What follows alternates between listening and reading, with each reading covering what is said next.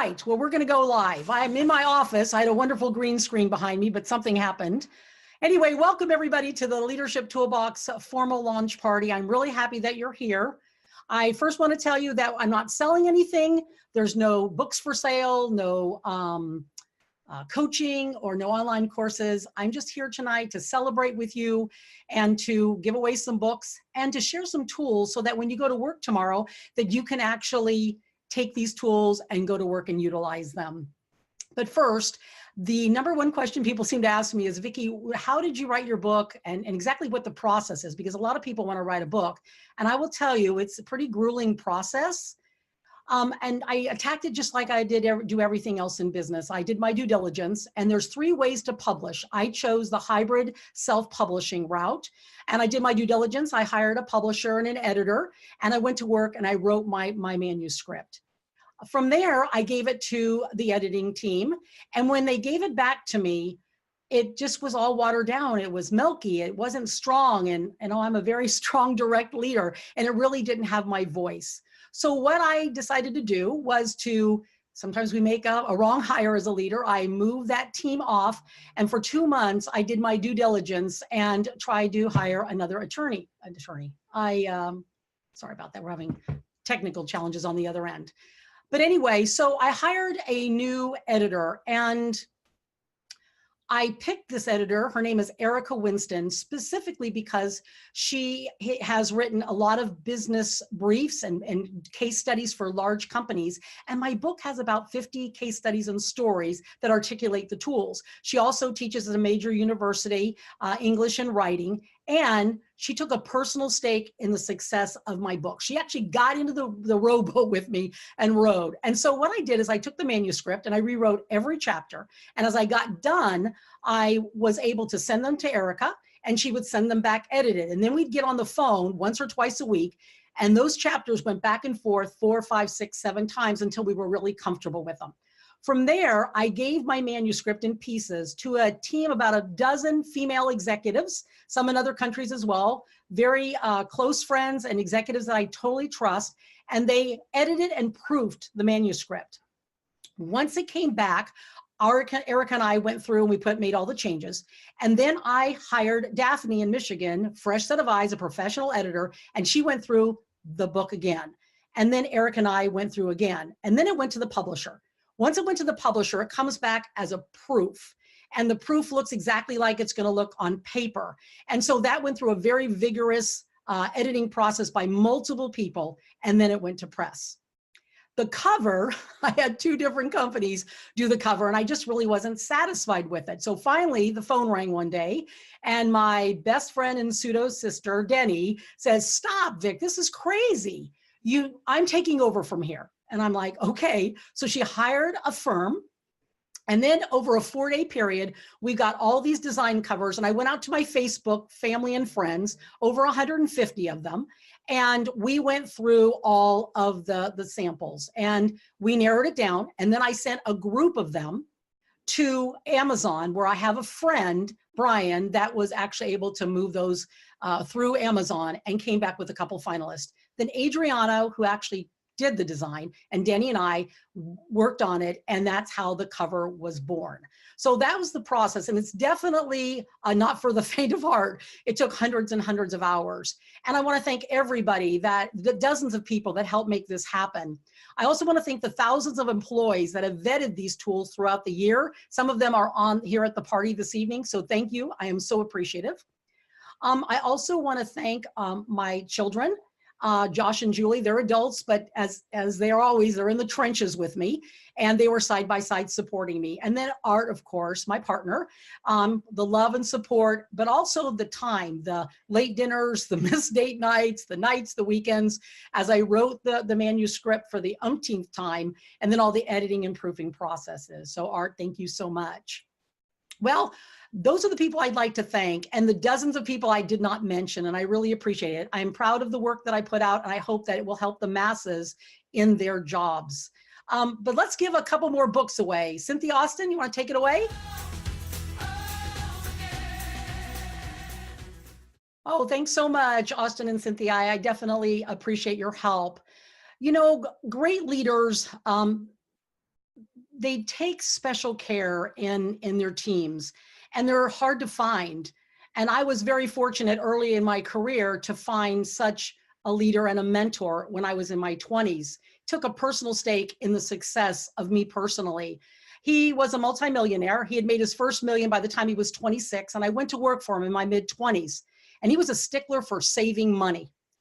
And I was having trouble saving money. Josh and Julie were in preschool, and we hadn't been married that long, and we were trying to save for a house and put shoes and clothes on their back, and it's hard to save money. And he just kept pestering me. So one day he calls me into his office and he sits down and says, "Hey, Vicki, you've done a great job.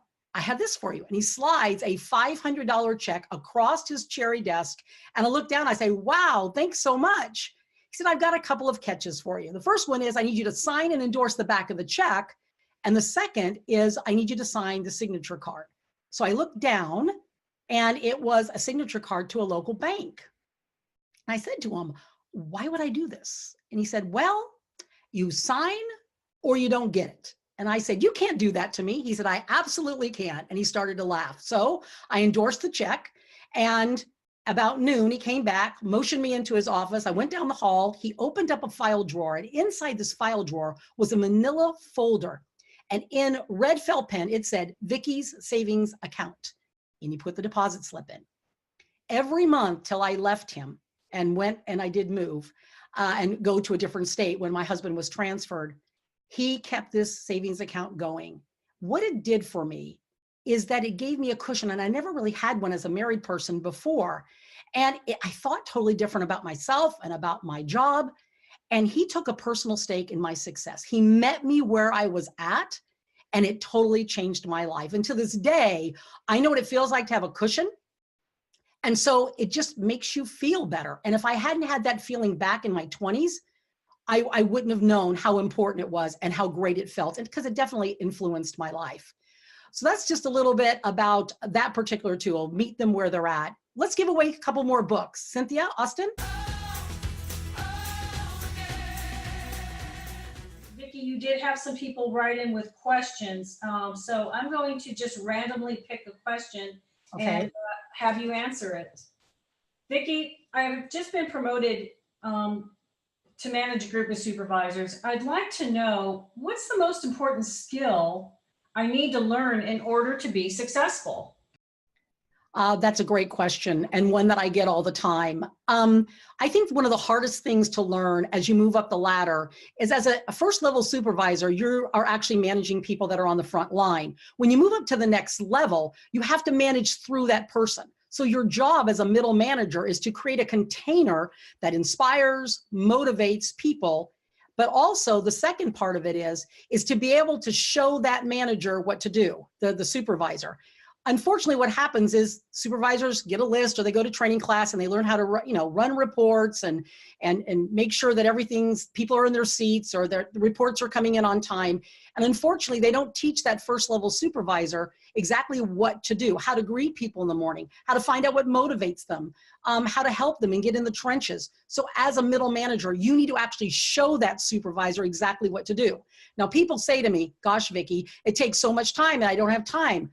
I will tell you this, and I truly believe this. You're going to spend the time either way. You're going to spend the time on the front end doing what you need to do to really create that safe container, motivation, inspirational container, but also to role play with that new supervisor, watch them doing things, catch them doing something right. And you're going to spend the time that way, or you're going to spend it on the back end doing damage control when things are going south and your boss is not happy, because things like that happen in business. So that's how I'd answer that. Let's do another door prize drawing, Cynthia. Here comes a really good one. Vicki, I'm a manager and I just recently got a new boss. I'm afraid that they're going to bring in their own team, and I just don't know what to do. Do you have any suggestions? First of all, you have to understand something, that your boss is going to want to protect their job first. So if you're a really good employee and you're up for promotion, you need to, or you think you are, you need to make sure that you have your boss's back. That means you have to duplicate yourself so that when you do go to a different department or you are promoted, you're not going to leave a hole in the organization. So how do you do that? You pick 2 or 3 people, go to them and talk with them. And I would just tell them the truth. Look, I'm trying to get promoted. And I feel like if we all bond together and get things done, that we really can support our boss. And what you're really doing is you're taking individual tasks and things that you do, even as a peer, and you're actually sort of handing those off to them. You're sort of having your own strategy session, so to speak. Because if you can duplicate yourself, and the boss isn't going to find a hole when you leave, they're much more apt to help you get promoted. The second thing is you want to make your boss look good, right? So find out what their goals are and see what you can do to help. If there's a gap in the organization, get together with some of your peers and come up with some suggestions and give those to the boss. Your job is to help the boss be successful, so that person will help you. Now that's what it should look like, but that's the first place I would start, is doing those types of things. Let's do a couple more door prize drawings, Cynthia. People asking, how do they position themselves to get promoted? I would look for gaps in the organization that you can actually put some things together to go to the boss. But I would actually go another step. When you put together the gaps, they're probably going to touch an IT department. It could touch human resources. It could touch the recruiting department. It could touch manufacturing or shipping. What I would do is when you do and you look at this gap, and if you need additional information, it's always good to go to that department. It helps you build rapport, build your network inside the company so that you have answers. Because trust me, when you bring an idea to the boss, their idea is going to be click, click, click, click, click. And they're going to be already starting to poke holes in it, thinking what kind of uphill battle they're going to have to sort of fight. So do the legwork for them so you show your value to the organization, and then you're more apt to show and have visibility in the organization so that you can get promoted. Let's give away just a couple more books, and then we'll do one more story and we'll close for the evening. I want to talk just briefly before we close this evening. As leaders, we just never know what we're going to say that's going to impact somebody's life. And I've had great leaders, and I've been very fortunate to work for some fantastic mentors. And I want to go and tell you a very quick story of something that happened to me in my 20s, very impressionable age. I was a new manager. So I get to the office in the morning, and my boss says to me, "Hey, Vic, I need you at the office, in my office at 2 o'clock. I'm going to teach you how to read a P&L. And I said, "Oh, great," because I didn't know how to read one. So at 2 o'clock, I went into his office, and he had a big cherry desk. And to the left of that desk were 2 very tall wingback chairs. And so I sat in the one closest to his office. I could see the P&L on his desk. And so I was just waiting for him to say, scoot your chair up, Vic. Well, something sort of unusual happened. We were in the room was carpeted, and he's in this big leather, office chair that had rollers on the bottom. And all of a sudden he pushes away from his desk, turns it, and sort of scoots up to be directly in front of me. My knees were about 5 inches from him. And this is happening very quickly. And my mind's like, what's going on? He's acting totally out of character. And then very quietly, he said to me, "I want to tell you something." And I'm like, "Yes." And he said, "I want you to listen to me, because when I tell you this, I want you to always remember it." And I said, "Okay." He said to me, he looked right in my eyes and said, very softly, "You have a gift. You have a gift with people. You touch their souls. You're a great leader. And you're not going to work for me forever. I know that. You're going to go and do bigger and better things and make a big impact on the world.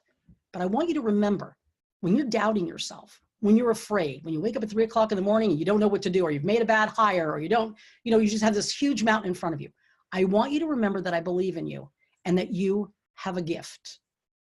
Then he just sort of pushed the chair back and turned around and sat at his desk and said, "Okay, let's teach how to read a P&L." Fast forward 20 years, my phone rings. I'm living in Denver, Colorado, and I answer the phone, "Good afternoon." And I hear this voice, "Vicki." And I knew who it was. I'm like, "Where are you?" He said, "Well, I'm going to be in Denver next week. Meet me for dinner." I said, "Absolutely." So I drove to the hotel and met him in this meeting room, because he was going to put on a real estate seminar. And so we sat in the back of the room for 3 hours, and we actually never went to dinner, and we just kept talking. And I told him this story. And he just looked at me like with deer in the headlights. And I said, "What?" And he goes, "I don't even remember." I was like, "Oh my gosh, how could you not remember?" And he said, "Well," and then I'm like, "Oh my gosh, you told 1,000 people the same story?" And he laughed, and he said, "No, I just don't remember." That evening, when I was driving home, I thought to myself, gosh, this guy said this to me 20 years ago and I thought about it 1,000 times. Fast forward to today and I'm writing my book, and I thought about the story. And as I wrote my book, I had all the doubts and fears of the world. Was my writing going to be good enough? Would people even buy the book? If they bought it, would they understand the tools? Did I explain them properly? And lots of just doubts and really wanting to do a great job. And every time that little voice in the back of my head would say, I believe in you. You know, you can do this. You're a great leader. And I've remembered that thousands and thousands of times. And here's my point.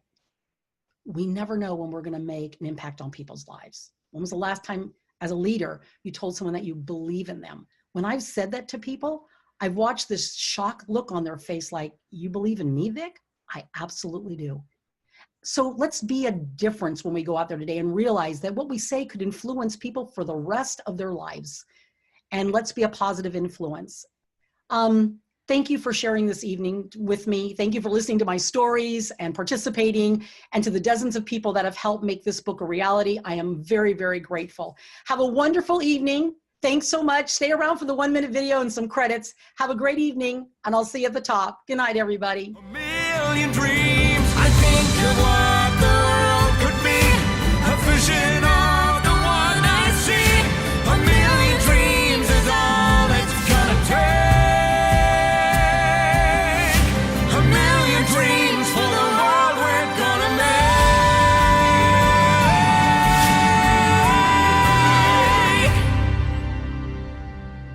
For the world we're gonna make.